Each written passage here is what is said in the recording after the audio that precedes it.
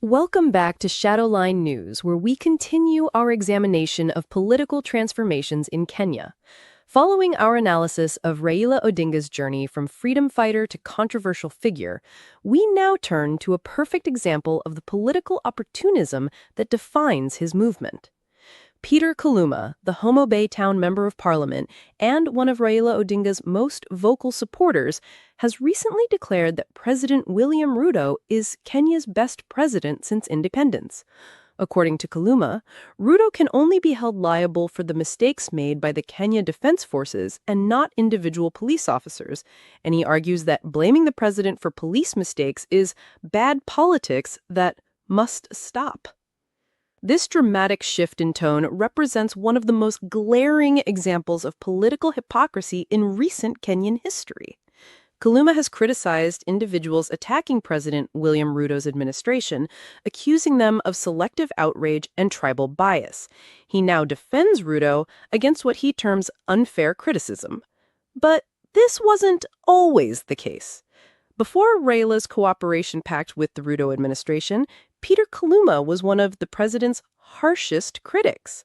In 2021, Kaluma even proposed legislation to make William Ruto's hustler rhetoric a crime, seeking severe punishments including life in prison for what he called aggravated cases of incitement and hate speech.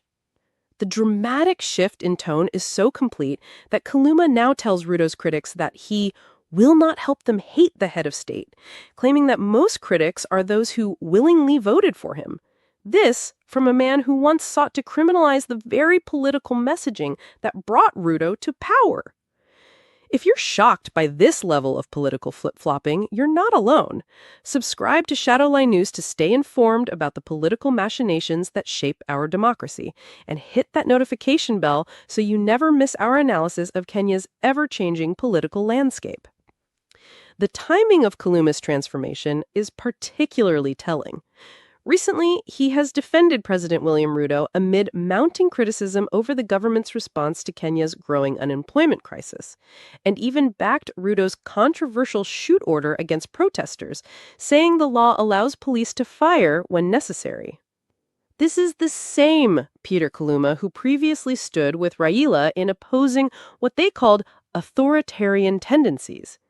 Now, he defends the very policies he once condemned.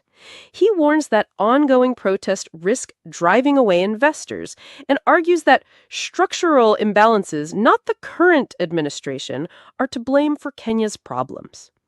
The most striking aspect of Kaluma's transformation is how it mirrors the broader pattern we've observed with Raila Odinga's movement. Yesterday's fierce opposition becomes today's government collaboration, with no explanation offered to the supporters who believed in the original message. Kaluma now emphasizes that President Ruto must now listen and must deliberately ensure equitable sharing of national resources, suggesting negotiation rather than opposition. This represents the hollowing out of principled political opposition in Kenya.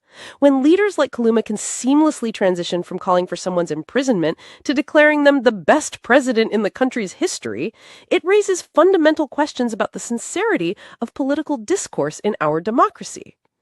The implications extend beyond individual politicians to the health of democratic institutions.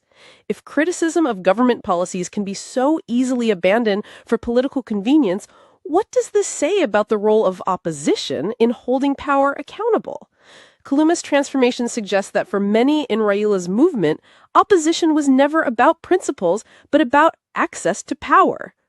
Don't let these political games fool you. Stay informed about what's really happening in Kenyan politics. Subscribe to Shadowline News for the analysis that cuts through the spin and reveals the truth behind the headlines. Kaluma has even gone as far as accusing Munta Kenya leaders of being dishonest, deceptive, and hypocritical when they stop benefiting from Ruto, seemingly oblivious to the irony of his own political journey. This lack of self-awareness is perhaps the most damaging aspect of his transformation. The Peter Kaluma story serves as a microcosm of everything wrong with Kenya's political culture. It demonstrates how easily principles can be abandoned when political convenience demands it. It shows how leaders can insult their supporters' intelligence by expecting them to forget yesterday's passionate speeches in favor of today's new narrative. For young Kenyans watching this political theater, the message is clear. Political loyalty in Kenya is transactional, not ideological. The same voices that once spoke passionately about injustice can quickly become defenders of the status quo when it serves their interests. This cynicism is perhaps the greatest threat to Kenya's democratic future.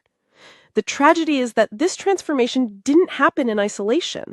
It's part of a broader pattern where Raila's movement has consistently abandoned its principles for political accommodation. Kaluma's journey from fierce critic to blind loyalist simply provides the most recent and dramatic example of this troubling trend. As we reflect on Peter Kaluma's political transformation, we're reminded that in Kenya's political landscape, consistency is rare and principles are often negotiable.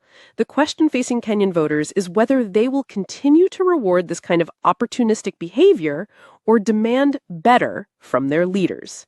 This has been Shadowline News, where we believe that holding politicians accountable requires remembering what they said yesterday, not just what they're saying today.